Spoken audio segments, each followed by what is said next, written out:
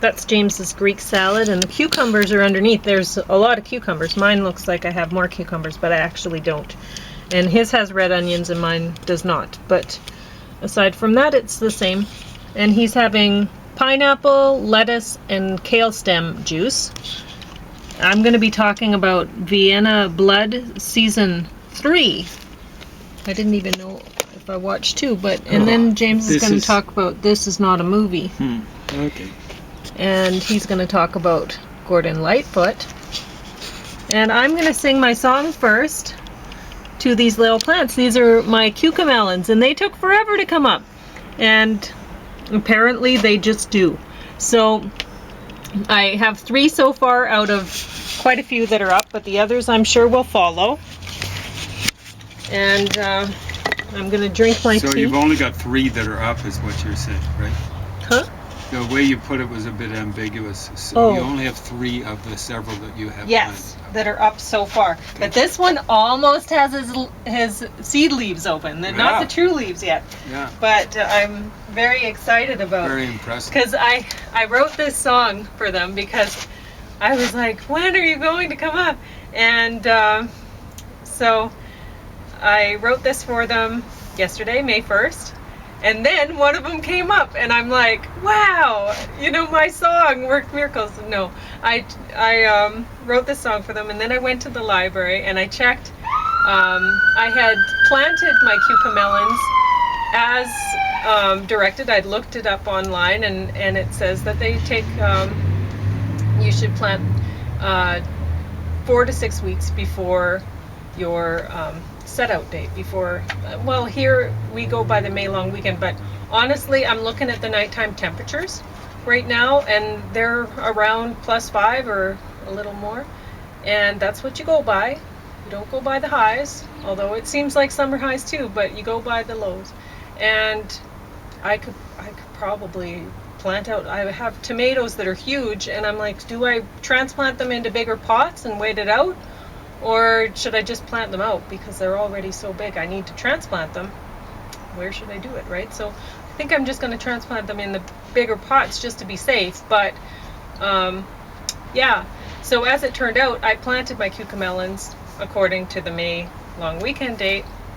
And so now they're just coming up because I looked up online after I wrote my song and sung to them. And it says they take a really long time to germinate, so don't be surprised if you've planted cucamelons and it takes you 2 weeks for them to come up. They're just slow that way. So I have them in a warm spot and everything, and I thought, oh, am I going to need bottom heat maybe? You know, I'm like, what? So that's why I looked it up, because I'm like, you're not coming up. But they came up. So 2 weeks. And it's always amazing to me to see how big some seedlings are, and some aren't. You know, some will have a decent sized seed, but they're just a little tiny guy. And these guys, their seeds are, I would say, even smaller, maybe half the size of a sesame seed. They're really tiny. But you look at the guy and you're like, how did you manage to fit inside that little thing? And the most amazing ones that I've seen that way are golden berries. They're incredibly small, the seed, and they come up and you're like, how? How was that possible? It's just, it's beautiful planting seeds. It's every time it's like a miracle. They come up and it's so surprising. Anyway, I planted you a week ago and you're not up. I don't know why you're so reluctant now to grow. The soil is warm, the sun is high. I don't know why you've been so shy to see this world I've come to know. Please live, don't be afraid to die. I care for every seed I sow. Come on up, my little seedling, come on up to see the world. I can't wait to see you with your leaves unfurled. When you do come on up, vibrant, healthy, and new, you will see me and my whole world wait for you. The world can be a scary place, but it has so much beauty too. And when you show your lovely face, I know that you'll improve the view. Come up and show the world it's true. Come up and let the light embrace and care for lovely little you. Help fill the world with nature's grace. Come on up, my little seedling, come on up to see the world. I can't wait to see you with your leaves unfurled. When you do come on up, vibrant, healthy, and new, you will see me and my whole world wait for you. Hope you like my song. Well, I liked it a lot. It's like you were channeling a guy who died last night, Gordon Lightfoot, who had a way with melody. And so, going on to Vienna Blood, I like this series quite a lot. I don't know if I like this season as much as the first one, but I still liked watching it. And James is going to talk about This Is Not a Movie, Robert Frisk and the Politics of Truth. It's a movie. So James is saying it makes out like a documentary, but he told me he thinks it's pretty fictional. So it's a movie, and it's a bad one. But you want to talk about Vienna Blood? No, I won't. I'm just going to say watch it. It's a mystery. It's kind of dark. Whatever. It's a detective show. So people get murdered. Does it take place before World War I, roughly? Oh well, yeah. It's Vienna, and it's amazing to watch. It makes you want to go to Vienna because you see all this beautiful architecture and stuff, and you're like, oh wow, I got to go there. But anyway. Capital of the Habsburg Empire, which ended at the end of World War I. Yeah, spring 1908, so 6 years before World War I broke out.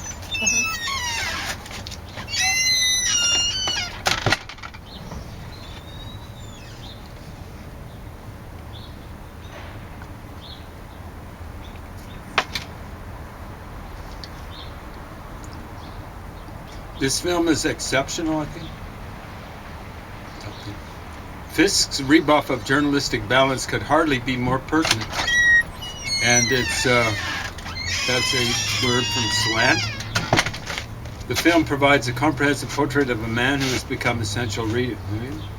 Fisk's life history is paired with a director up to the task of presenting the facts in a compelling, cogent manner, hammer to nail. I thought it'd be hammer to sickle. This Is Not a Movie is a fascinating documentary portrait of world-acclaimed British-born foreign correspondent, very foreign, Robert Fisk. Fisk's work is as vital as ever in an era of fake news, because he's adding to the fake news. Politicized facts. He's adding to the politicized fiction. And the rise of ethno-nationalist politics. The rise? What is that about? You know, it's been ethno-nationalist ever since the Boer War. So that's, I think, before Fisk's time. He's looking pretty old and in the way. But the Middle East correspondent for The Independent. Woo! Fisk holds more international journalism awards than any other foreign correspondent, and he doesn't deserve any. At any rate, for more than 40 years, journalist Robert Frisk has reported on some of the most violent and divisive conflicts in the world. Director Yung Chang captures Fisk in relentless action. Woo! Feet on the ground, not boots apparently. Maybe it's Crocs on the ground. Notebook in hand as he travels into landscapes devastated by war, ferreting out the facts. Well, kind of like a weasel. Not so much a ferret. Out the facts and firing reports back home to reach an audience of millions. So Canada, Germany, English and Arabic with English subtitles. So it's got to make sure it's got some Arabic stuff there. So was this, this is an NFB thing. This is Canada, so part of my taxes went to make this, I believe. This Is Not a Movie presents a necessary, thought-provoking portrait of a dedicated truth seeker and truth hider. So this is a preview, not a review. I'm going to be going over it again. What I'm going to say is, I think Fisk is a version of fish. There's something fisky about what I heard of this. I was listening to it not in the background. I was listening to it, and my blood was boiling. Right, he comes out and says, journalism is supposed to be objective, but how can you be objective when the Nazis are doing the Holocaust? You've got to represent the people who are suffering. There are a lot of Germans who suffered at the end of World War II. Lots of them. But you've got to represent the side of the Jews. Suffering is not the deal. So he's going and saying, I changed my mind. He's kind of like, about after Israel, or Zionism or whatever, after Sabra, maybe he said Jews, I don't know. Sabra and Shatila. That's interesting, because he's going on and saying, the natives of, he calls it Palestine, it's Israel, except for the Gaza Strip, which is Palestine. Let me remind you that the Arabic word for Palestine is Philistine. Philistine. The Philistines came from and should go back to the Gaza Strip, somewhat extended. Tel Mikne, which was known in ancient times as Ekron, was one of the 5 cities that made up ancient Philistia, kind of like city-states. And it's part of Israel now, and it shouldn't. It should be part of the Gaza Strip. It should be called Palestine or Palestine or something like that. But that's just the Gaza Strip with a few settlements added. So he's going and calling the Jews settler colonialists on their own land. And he's going around, there's a confrontation with, what's his name, Alan Dershowitz, who used to work, maybe still does at Harvard University, probably in the law faculty or something like that. And Dershowitz is calling, what's his name, Robert Fisk, an anti-Semite. Want more? Okay. I don't really care how we throw names around and all that sort of stuff. I care about the function. And if someone said the Blackfoot, the Blood tribe, is occupying Guyana, southwest of Lethbridge, occupying it, settler colonizing it, I wouldn't just laugh in their face. I'd call them racist.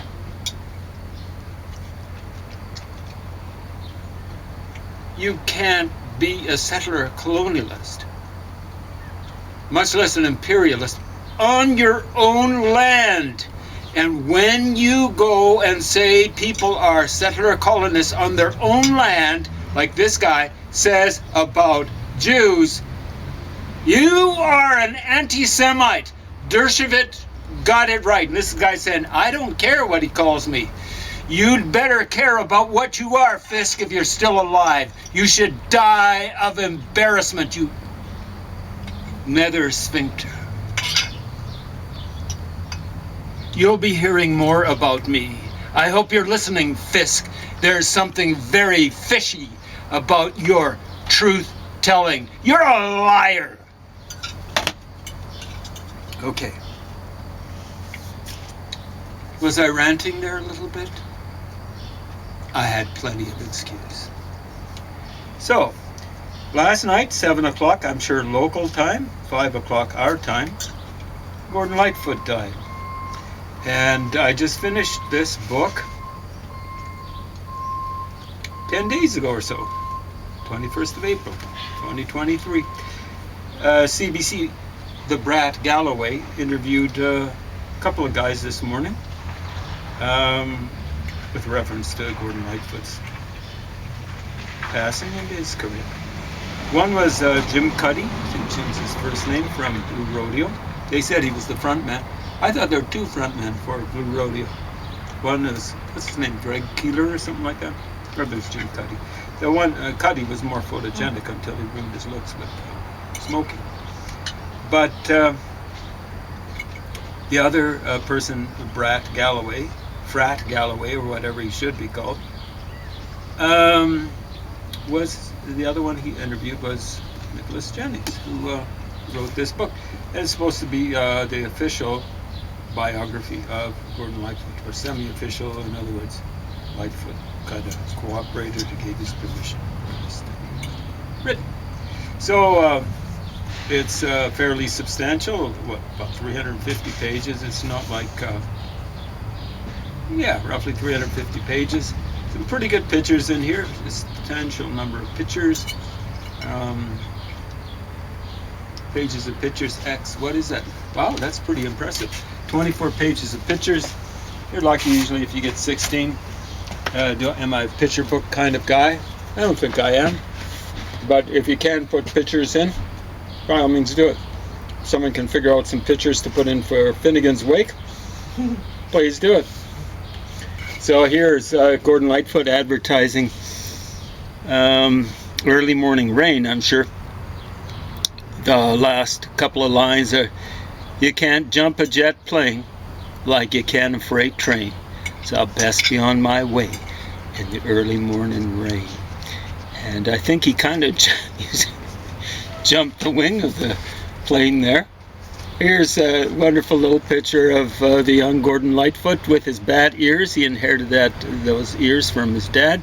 I think that's why Gordon Lightfoot always ran to, once hair became a thing, ran to wearing longer hair and stuff like that. I don't think he liked the bat ears or jug ears or whatever they're called.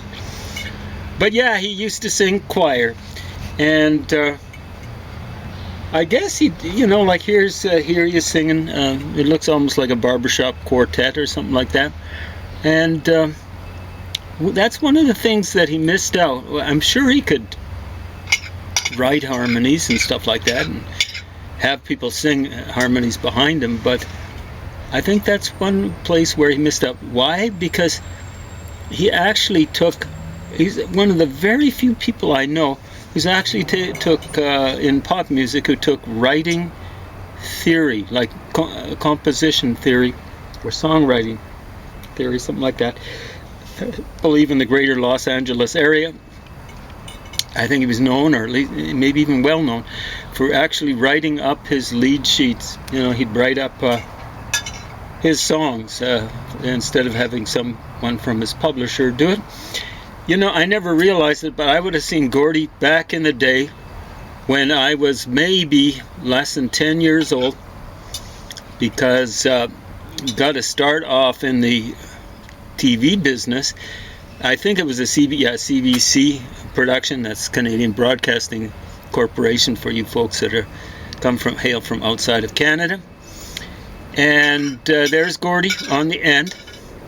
There's Tommy Hunter, later on had his own show on CBC. And here's the host of Country Hoedown. My parents used to watch it religiously. And that's Gordy Tapp, I think his name was. He's pretending to be a bit of a hillbilly or something like that. We've got our own versions of hillbillies, but I don't think we've got anything quite like what they've got in Kentucky and Tennessee, or used to have. You want the rest of my lemon juice? You betcha, it'll be healthy. So, there's Gordy Lightfoot. He was some of the dancers. And someone was saying about him it's something like he had 3 left feet or something like, I can't remember what the quote was. Not a very good dancer, but he, as you can see, he's singing as well. So that's a wonderful picture. I'd never seen that. On CBC last night, they actually played something I'd never heard by Gordon Lightfoot, released in '62. His first album was released in '66, quite a bit later. And it kind of sounds like country rock or something like that. Remember Me, it was called. So here's a few, he's hanging with some of the big folks. This is before Gordy became a big, so this is the look that I think of Gordon Lightfoot. And I wish he'd rocked it all his life.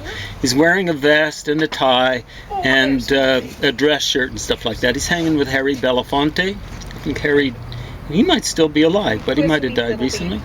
Hanging with Ian Tyson, who died maybe the last year. Ian Tyson's former wife, whom Ian cheated like a chimp on, Sylvia Fricker, I think her maiden name was. And there's Gordy in the look that I'm used to him having, and what he should have always had. It's kind of like semi-formal and all that sort of stuff.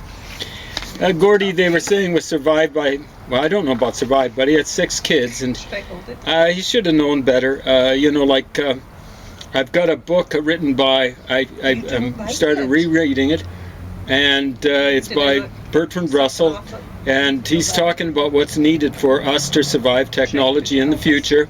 The lectures were in 49, and he's saying one of about 5 or 6 things we have to do is control the population. Our population back then was less than 3 billion, I'm pretty sure, in 1949. And that's going to be my baseline for what the world's population should be, and should be taken down to. Hopefully not by war, famine, or plague, but I'm afraid, looking at the way things are developing, all 3 are going to be operative for the next little while. Here's Chuck Mitchell, who gave his name to Joni Anderson, last name Joni Mitchell. Not practicing, they're actually taping a Gordon Lightfoot song. So this is when these 2 were an item. Chuck Mitchell, if you're still alive, dude, I'm told the story is that you promised that you would take on Joni Mitchell's child if you got married, or hung together or something like that, and then you reneged on the agreement. Shame on you, Chuck Mitchell, if that story is true. Here's Gordon Lightfoot trying to look hip in 1968. So he's wearing a kind of like a vest, fringe vest. Someone should have told him, that's Sonny Bono, 1966. That's 2 years back. Please, please, please, cool it with that vest. You know, Gordy looked much better in the conservative type of vest and a tie and stuff like that.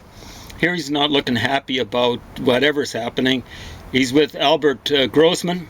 So if you listen to a simple desultory philippic written by Paul Simon in 1966, late 66 I think was released, you'll hear Paul Simon, so it's Simon and Garfunkel, you'll hear Paul Simon doing a rip on Bob Dylan's style back then, and he's listing a lot of things, and then it closes with a harmonica break done very poorly, a la Bob Dylan back then, about 66, 65, and you hear clunk, and the harmonica stops, and then you got Paul Simon faking to be Bob Dylan. I lost my harmonica, Albert. So that's presumably Albert Grossman, who was Bob Dylan's manager and landlord. So if you listen to a song off Bob Dylan's 68 release with John Wesley Harding, there's a song called Dear Landlord, and that was up in Woodstock, or near Woodstock, next to Woodstock. Grossman was a business kind of guy, and Bob Dylan sings in that, Dear landlord, I'm not about to move to another place. You know, why? Well, he's renting from him. Here's Rompin' Ronnie Hawkins, a native, or at least he came from West Helena, Arkansas. So all you folks listening from Arkansas, I've got you in my thoughts, and stuff like that. So Albert Grossman was Gordon Lightfoot's manager. He's also Peter, Paul, and Mary's manager. I think he kind of managed the band for a while. Who else did he manage? Janis Joplin. And I think he managed Ian and Sylvia. Almost everyone, except Ian and Sylvia and Gordon Lightfoot, he managed to break. He did help Gordon Lightfoot, I think, move on to a company that was able to sell him. Was it Warner Brothers? But United Artists wasn't. First five albums of Lightfoot didn't sell that well. There's Lightfoot with Johnny Cash. Here he is with Canadian Royalty, and Anne-Marie, and oh yeah, Stompin' Tom Connors. Carefree Highway. So that's one of Gordon Lightfoot's big hits. There he is with Kathy Smith, the woman who administered a lethal speedball or two to John Belushi. back in the day. She's, I think his nickname for, Gordon Lightfoot's nickname for her was Sundown.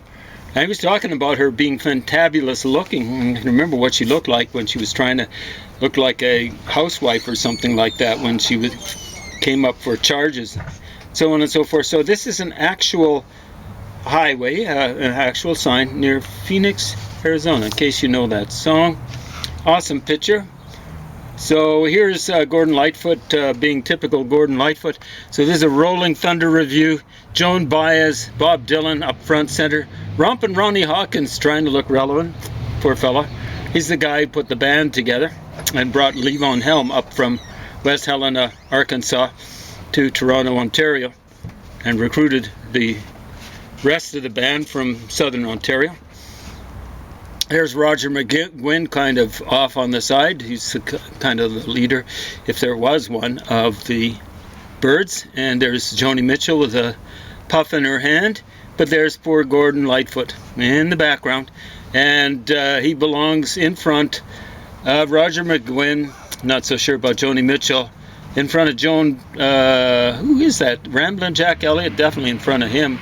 In front of Joan Baez, not in front of Bob Dylan. Mick Ronson's back in the background. I played with Bowie and a few other, but definitely in front of Rompin' Ronnie Hawkins and Ronnie Blakey and some of the others. So he's in the background. That's the way he was. Just slow boiling. Here he is with some more Canadian semi-royalty. Leona Boyd, classical guitarist. Murray McLaughlin. See, he's the only person I've ever seen in concert twice. There's Sylvia Fricker again. The talented one in Ian and Sylvia. Here's Rompin' Ronnie Hawkins, looking kind of old and over the hill. Rita Coolidge. Chris Christopherson, and most people would know more as a movie star and stuff like that, but he started out as a janitor, I think, in Nashville, and he had songwriting and maybe song performing aspirations. Gordon Lightfoot. And there's Kathy Smith, and I started to realize when I looked at that, oh, okay, that's why he had a thing about Sundown.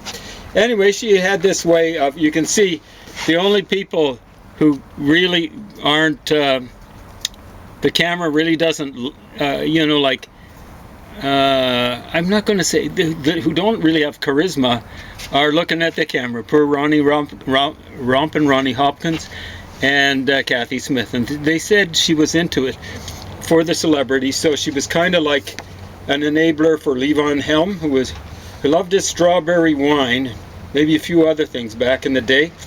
And then she graduated Lightfoot, and I think Keith Richard after that, or maybe before that. And then finally John Belushi. She was just an enabler. There's Bob Dylan